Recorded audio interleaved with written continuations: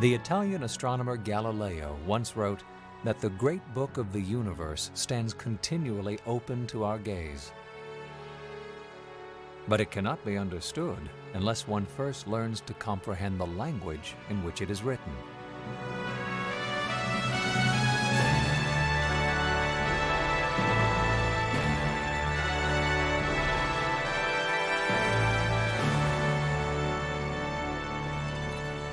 Throughout the centuries, we have turned our eyes to the heavens in an effort to fathom their complexity, meaning, and design.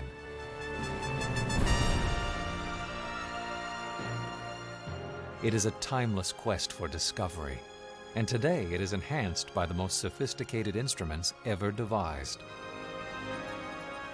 Amazing tools of astronomy that draw the deepest regions of space into clearer focus than at any time in history. Unfolding before our eyes, a vast frontier of seemingly infinite wonder and size.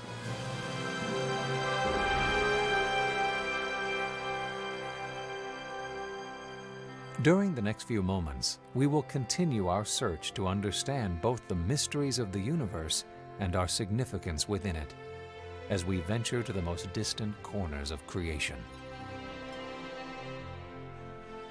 And as we pause along the way to marvel at the celestial masterpiece the Creator has fashioned in the night sky, we will stand in a light more radiant than cast by any galaxy or star. The light of God's eternal power and truth, reflected in the miracle of all that He has made.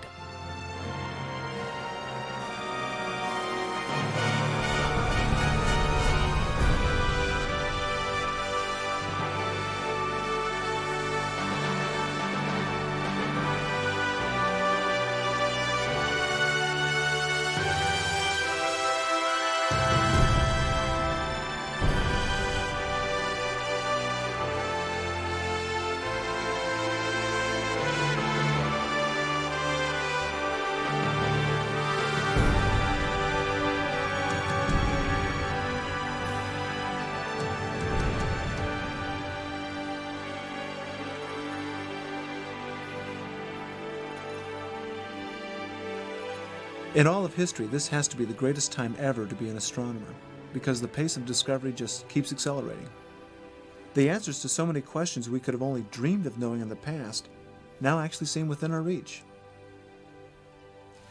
It's a tremendous challenge, because once you leave the solar system and head out into the realm of deep space, the concepts of distance, time, and quantity take on meanings that are almost impossible to grasp, at least in the context of everyday experience. You see, within our Sun's family of planets, we can usually count and measure using increments that are somewhat familiar. Thousands, millions, perhaps billions. But when you consider the universe as a whole, it's so large that you have to begin thinking in trillions, and then from there move on to numerical values that are even more inconceivable. And even amongst astronomers, we throw around these huge numbers as if we really understand them. Oftentimes, I'm not convinced we really do. I have to sit back from time to time and reflect upon what are these millions and billions and trillions and much bigger numbers that we throw around so easily. Now, to work with numbers that large requires a special unit of measurement. So astronomers have devised the light year. Simply put, it's the distance that light travels in 365 days. Think of it this way. We know that a beam of light moves at 186,000 miles per second. So in the course of a year, it'll travel about 6 trillion miles. At that rate, you could make a complete trip around the Earth in the length of time it takes to snap your fingers. Traveling that rapidly, a trip to the moon would take 1.3 seconds. You could reach the sun in about 8 minutes.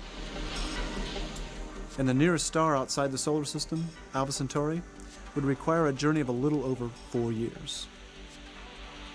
Now, once you've established in your mind what a light year is, and again, it's the distance that light travels in 365 days, then you begin to realize what 100 light years must mean, or 1,000 light years, or 100,000 light years.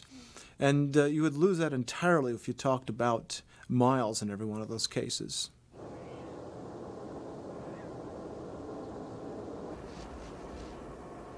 Now, despite the enormous distances involved, technology has opened a spectacular window to the universe. And as we continually venture out, sometimes millions of light years from the Earth, we not only see many of creation's greatest wonders, we also have the chance to come face to face with the full magnitude of God's power. And it's an awesome sight.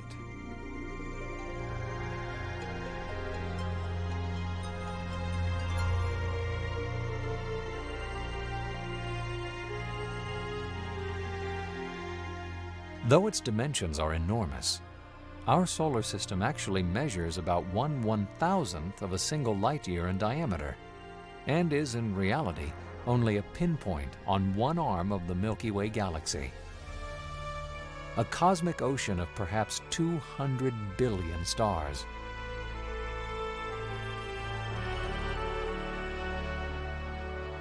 To better understand just how large our galaxy really is, imagine the orbital pathways of the planets compressed into an area the size of a coffee cup.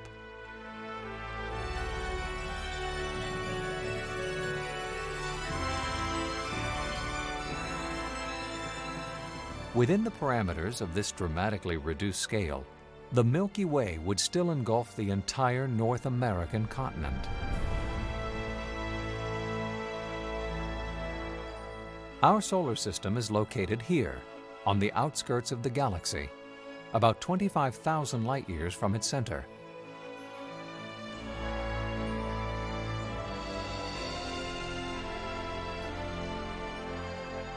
If we were to view the Milky Way on its edge, it would appear much like this. Its flat disk, measuring about 100 million light-years across, surrounds its bulging central core, a brilliantly luminous region containing more than 100 billion stars.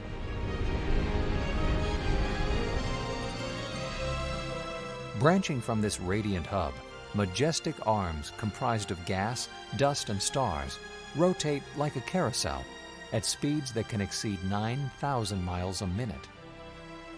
These arms are among the most beautiful of God's creations, and the location of mysterious and wondrous phenomena we are only beginning to understand.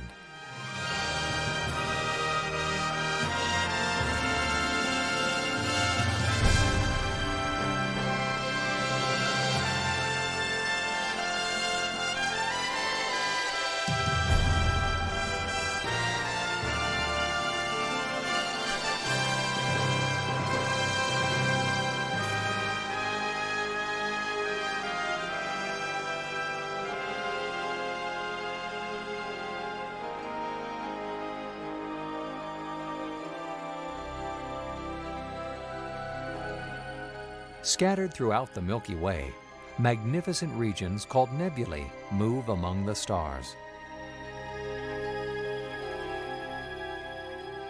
These islands of hydrogen gas and dust, many of them thousands of times larger than our entire solar system, are illuminated by starlight, creating the most vibrant colors in the universe.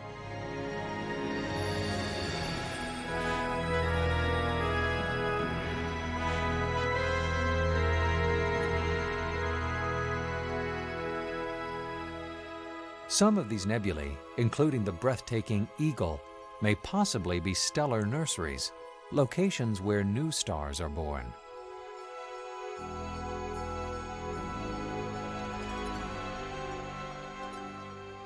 While others, like the Crab Nebula, are the products of an event that, though rarely observed, has captivated astronomers for centuries.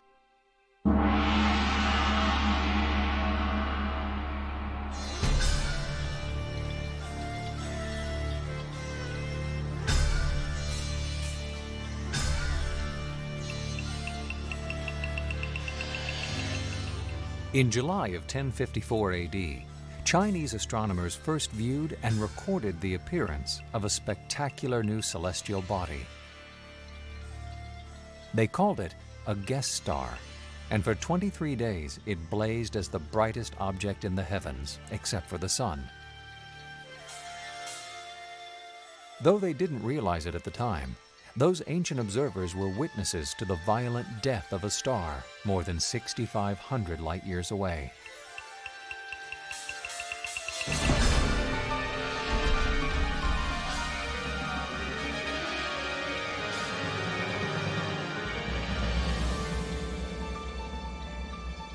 Now known as a supernova, the exploding star hurled gas, dust, and heavy elements in every direction while forming the ever-expanding nebula. Until 1968, an aura of mystery surrounded the cloud-like mass. Astronomers could not understand why, after 900 years, the remains of a dead star could continue to shine so brightly.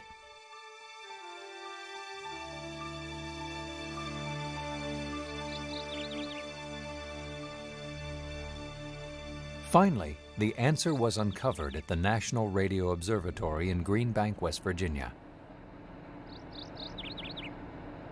After aiming a powerful astronomical instrument at the center of the Crab Nebula, then tracking it as it moved through the heavens, radio frequencies, not visible to optical telescopes, were detected pulsing in a precise, consistent pattern.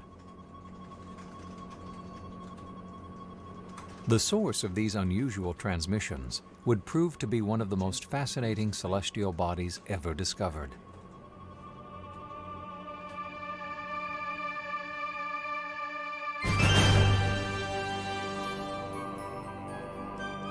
Following the explosion that had formed the nebula, remnants from the dead star compressed into a small, extremely dense object called a pulsar.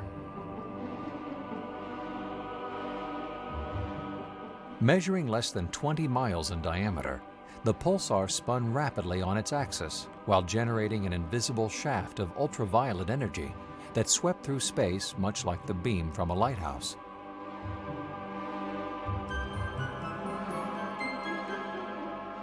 These constant bursts of radiation have heated and illuminated the Crab Nebula for nearly 1,000 years.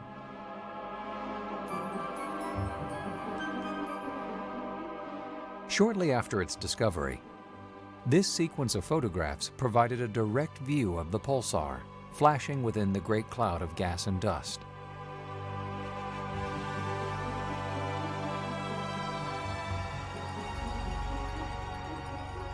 Since 1968, radio telescopes have identified several hundred of these mysterious remnants of once massive stars throughout the Milky Way.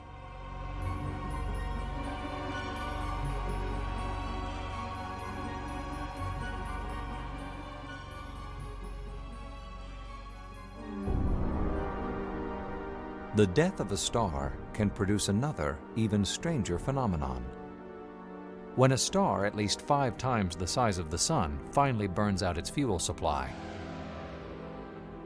it can collapse on itself, forming a black hole. The gravitational pull of this galactic whirlpool is so strong that everything around it, including light itself, is trapped inside. The shape of a star is distorted and stretched while being relentlessly consumed by the inescapable forces of a neighboring black hole.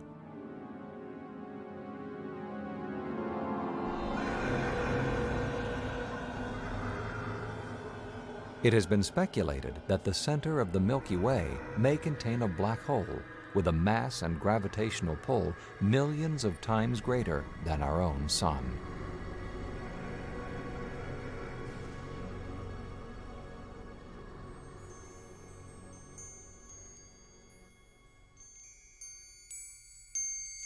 Less than a century ago, it was commonly believed that the Milky Way was, in and of itself, the entire universe. Nothing was thought to exist beyond its boundaries.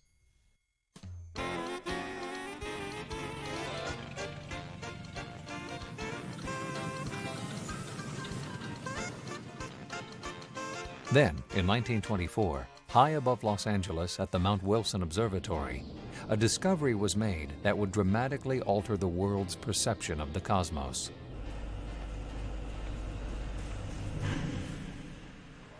Utilizing the most powerful telescope of his day, the astronomer Edwin Hubble conclusively determined that distant hazy objects in space, long thought to be nebulae within the Milky Way, were in reality individual galaxies, many as large or larger than our own. For the first time in history, a correct conceptual view of the universe was in sight.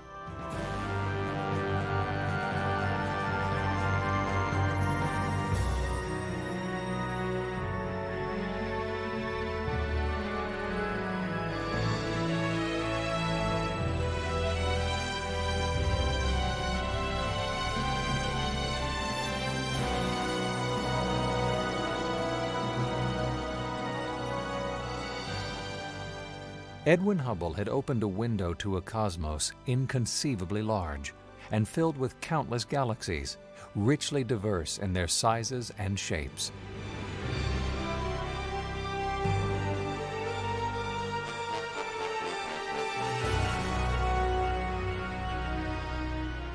Elegant spirals, similar to the Milky Way, were discovered throughout the heavens. The graceful arms of these flat galactic pinwheels are formed of gas, dust, and billions of stars. Even more common are elliptical galaxies. Virtually devoid of gas, ellipticals are comprised almost exclusively of stars alone, and are usually spherical or oblong in shape.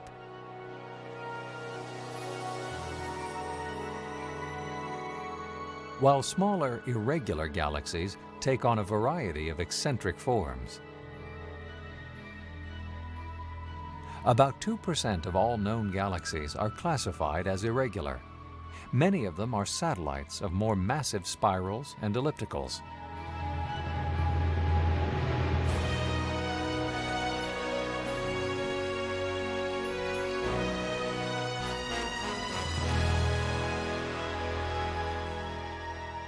Once thought to be evenly distributed throughout the universe, we now realize that individual galaxies are instead drawn together, at least in part by gravitational attraction, to form clusters and chains.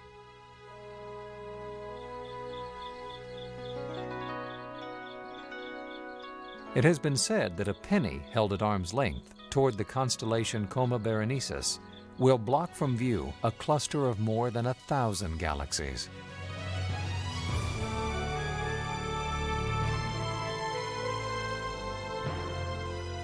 Important clues to understanding the overall structure of the entire universe may well reside in these galactic clusters. And as astronomers continue to survey and map every corner of the cosmos, a remarkable tool of observation revolutionizes their quest for discovery: the orbiting Hubble Space Telescope.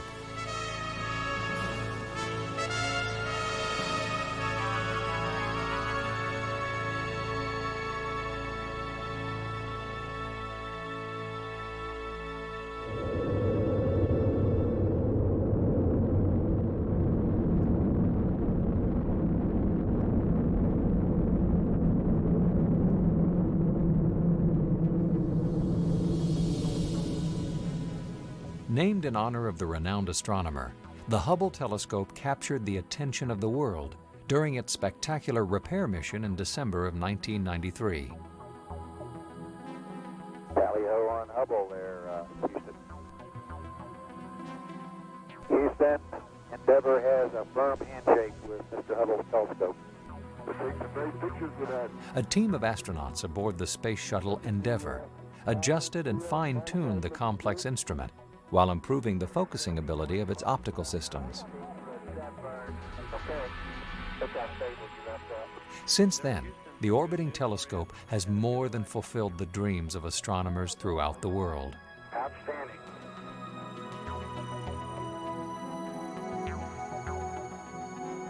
Working 300 miles above the haze of our planet's atmosphere, the telescope relies on the predictability and order of the universe to achieve its objectives. When a target area is identified in space, the Hubble's computers lock in on 2 of a possible 15 million predetermined guide stars. This procedure accurately aligns and maintains the position of the instrument as it continually moves around the Earth.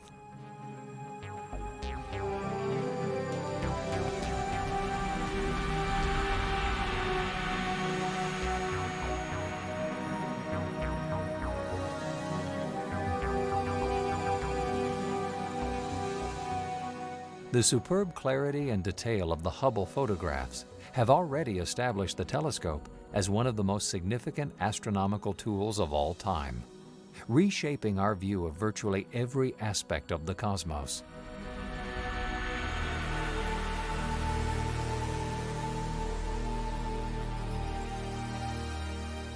Hubble images of the M100 galaxy, 56 million light-years from the Earth, are enabling astronomers to accurately measure distances to stars that could provide vital clues toward computing the true size of the universe.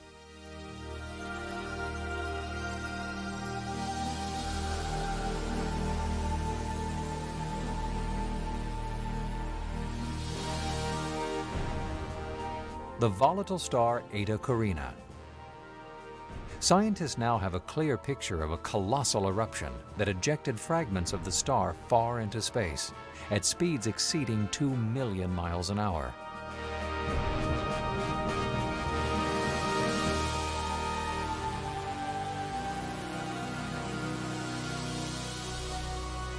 With its cameras aimed at the nucleus of M51, the Whirlpool galaxy,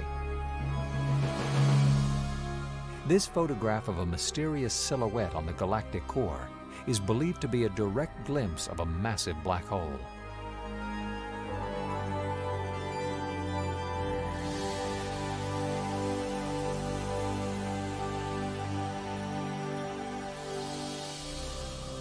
After staring for 10 days at a small patch of sky near the handle of the Big Dipper, the Hubble generated one of the most spectacular pictures in the history of science.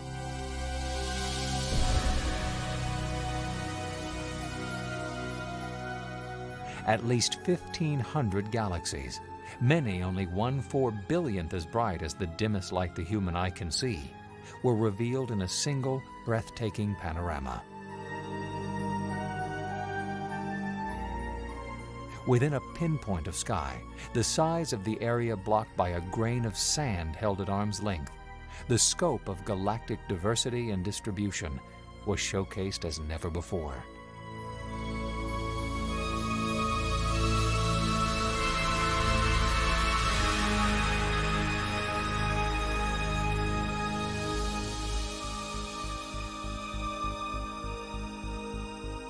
At the very limits of the known universe, the Hubble telescope has photographed small, extremely bright galaxies that release incredible amounts of radiation. Quasi-stellar radio sources, or quasars. These distant objects, some 1,000 times brighter than the Milky Way, emit as much energy every second as our Sun could radiate in 10 million years. The source of a quasar's power is still unknown, but a popular theory contends there is an enormous black hole in its nucleus.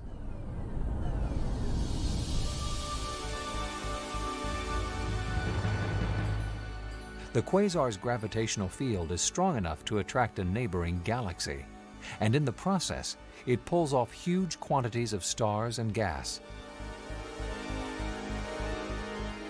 As the galaxies merge, the quasar converts its captured fuel supply into radiation strong enough to blaze from the deepest corners of known space.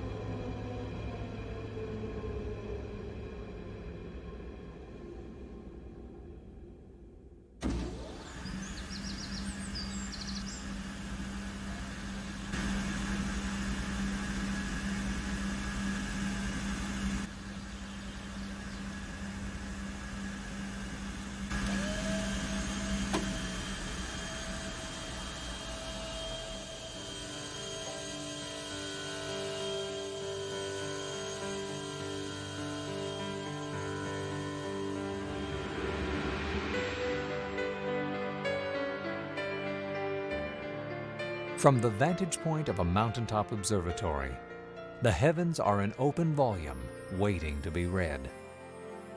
And as a sky filled with individual wonders is surveyed each night, no aspect of the universe proves more striking to behold than its size.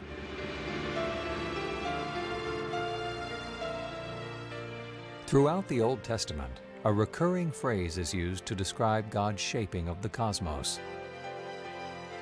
He stretched out the heavens. Though written more than 3,000 years ago, the words convey a vivid and accurate picture of the universe modern astronomy continues to reveal. The sheer quantity of celestial bodies is almost beyond comprehension.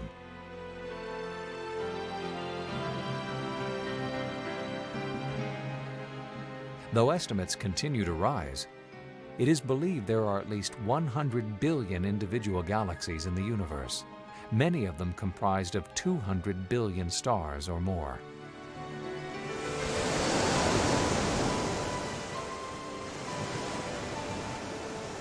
In an effort to draw these numbers into some kind of meaningful focus, the British astronomer Sir James Jeans speculated that the total number of stars in space could equal or surpass the total number of grains of sand on all the seashores of all the world. And in most cases, each of these stars is separated from any other by trillions of miles. He stretched out the heavens, indeed.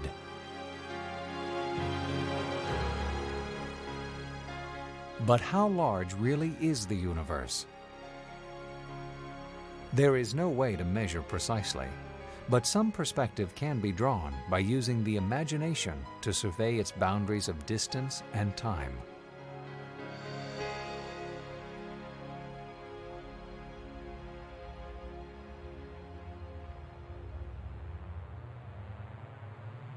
Let us travel now at the speed of light, departing from our home star on a trip across the cosmos toward the edge of the known universe.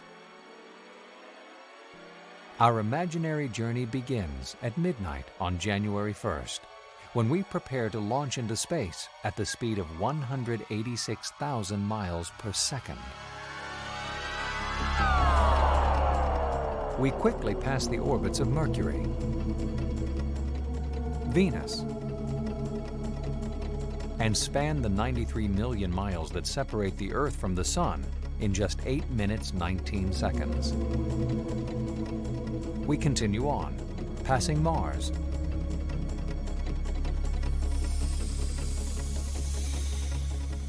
then the gas giant planets, Jupiter,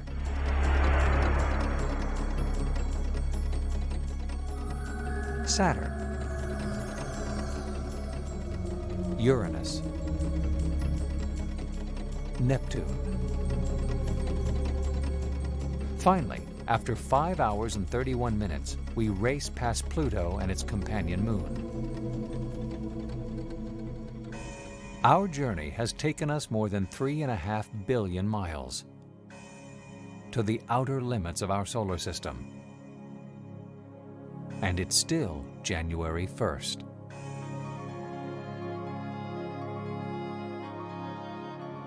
Now we alter our flight path and travel in a direction perpendicular to our galaxy. Behind us, the 9 planets and the Sun quickly vanish from sight.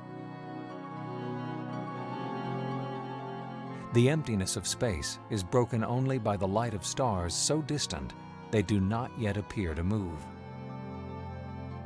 A year passes, then 2 years, 3, 4 years. Finally, on April 19th of the 5th year, we reach Alpha Centauri, the nearest star to our solar system. We have traveled more than 25 trillion miles, and our journey has scarcely begun. We are now 10 light years from the Sun, far enough out in space that the stars within our galaxy appear to converge. 100 light-years from the Sun. Patterns of gas and nebulous material from the arms of the Milky Way fill our view. 1,000 light-years. The galaxy's arms and disk become more defined. Yet it is not until we have traveled at the speed of light for 100,000 years that the entire spiral shape of the Milky Way is recognizable.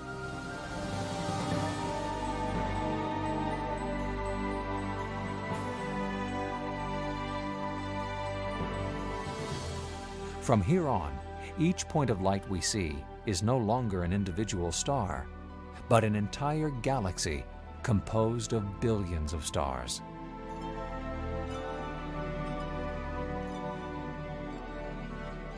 "5 million years after beginning our journey, the Milky Way is seen as part of a cluster of about 30 galaxies, known as the Local Group.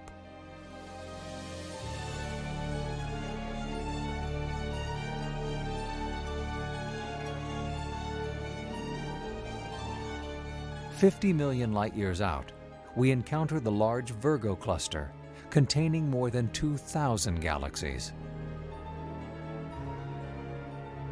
And so it goes, as our travels continue to take us deeper into the cosmos. We pass cluster after galactic cluster, each a building block of a far greater framework.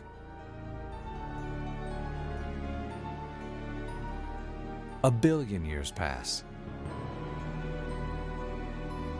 5 billion. Finally, after 10 billion years, we decelerate and pause to observe a theoretical view of the universe's large-scale structure. Countless billions of galaxies are now seen to comprise chains, masses, and thread-like structures that stretch across the cosmos, separated by enormous regions of empty space. It is a spectacular tapestry, so vast and diverse in its design that the power of its creator must truly surpass all human understanding.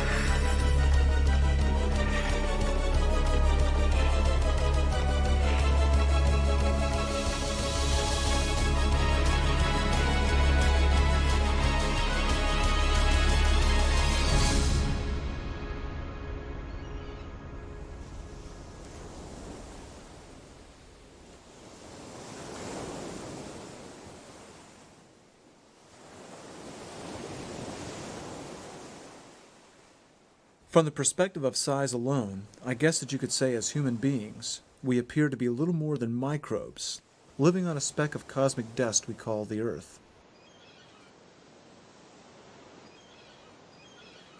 Here we have a universe that's so incredibly large, and we are incredibly small, so that relatively speaking, our place in the universe is totally insignificant. This was illustrated by the Voyager spacecraft several years ago. Millions of miles from Earth, Voyager 1 looked back and showed us our planet in a way we had never seen it before. It was just a tiny dot, engulfed by a single ray of sunlight. And when you look at the picture today, it's not hard to understand how the Old Testament writer David must have felt when he asked God, "How could man possibly be important to you?" It is a question both timeless and quite logical. For when considered against the inconceivable power and size displayed throughout the universe, any perceptions of personal importance we may hold are easily overwhelmed. Yet God did not create on this awesome scale to frighten or intimidate us with His power. Instead, each night He uses the sheer magnitude of the cosmos to help reveal the enormous significance of every human life.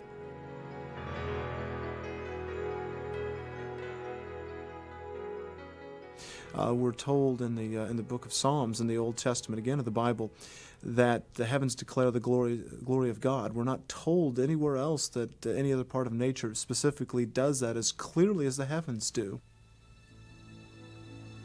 It's interesting to note that by definition, the very word cosmos means an object of superb craftsmanship or a system of order and harmony. Now that's a wonderful interpretation of exactly what the universe seems to be. God has revealed His creative juices, if you will, in the way that He's made diversity and beauty and wonder. And it's there getting our attention, saying, hey, I'm here, look, here's the evidence that I'm here. It's something that the Lord has put out there for each one of us to seek out and come to the conclusion that there must be a designer, there must be a creator. And so consequently, I think most astronomers I've ever met believe there is a God. We may differ in our opinions or understanding of just who God is and how involved He is with His creation, but the vast majority of astronomers, I do believe, recognize that there is a creator. But even though I've met very few atheist astronomers, I've come to realize that merely recognizing that God exists is only the first step toward really understanding Him. As we look deeper and deeper into space, the size, splendor, and design we see throughout the universe tells us very clearly that there must be a creator. Yet to understand what that creator is really like, we must employ a different tool of exploration. Something that can extend our view beyond what we can learn about God from observing the physical aspects of His creation alone. It's a difficult jump to make when you're going from the world of science, you're going to the world of thought, you're going to the world of physical evidence. You can test things in the laboratory or test ideas or theories. But then when you try to come down to the ultimate questions of the meaning of life and what our relationship is to God and what our responsibilities are, science has no answers for you there. You have to leave the realm of science and go into some other realm. Now we're talking about the spiritual realm. And our methodology there has to change, our tools have to change, because there's no way that our finite minds could ever accurately discern the true nature of an infinite God.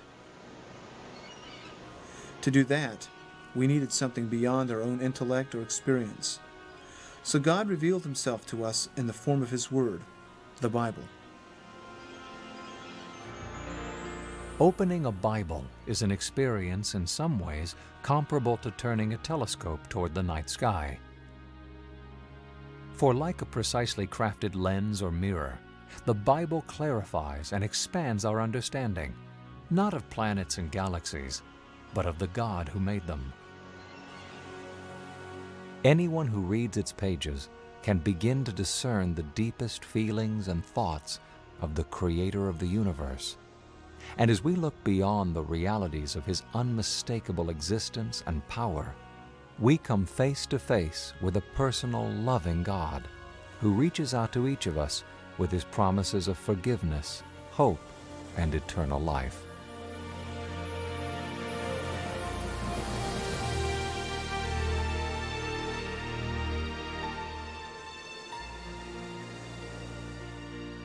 Come to me, all you who are weary and burdened, and I will give you rest.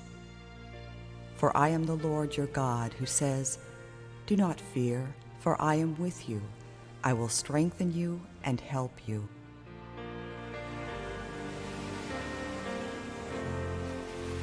Peace I leave with you. My peace I give to you. Do not let your hearts be troubled, and do not be afraid.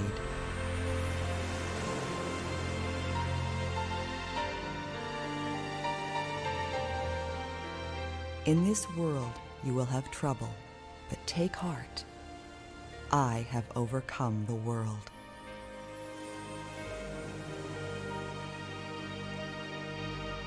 I have come into the world as a light, so that no one who believes in me should stay in darkness.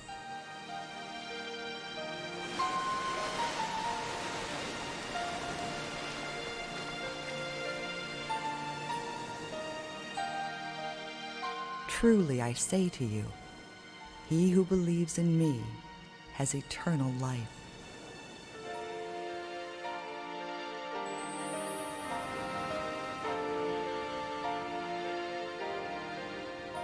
Never will I leave you. Never will I forsake you. I have loved you with an everlasting love.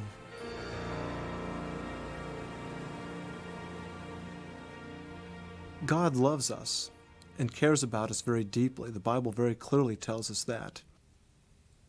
And the more you learn about Him, the more you realize that here we have a God who's so big and so powerful that He created the universe beyond comprehension in size. But yet at the same time, we have a God that loves us so much and cares for us so much individually that He's promised to meet every need that we'll ever have. For some reason beyond my understanding, we're important to the Creator of the universe, and He loves us more than anything else He's ever made. In all of creation, there can be no greater mystery or miracle.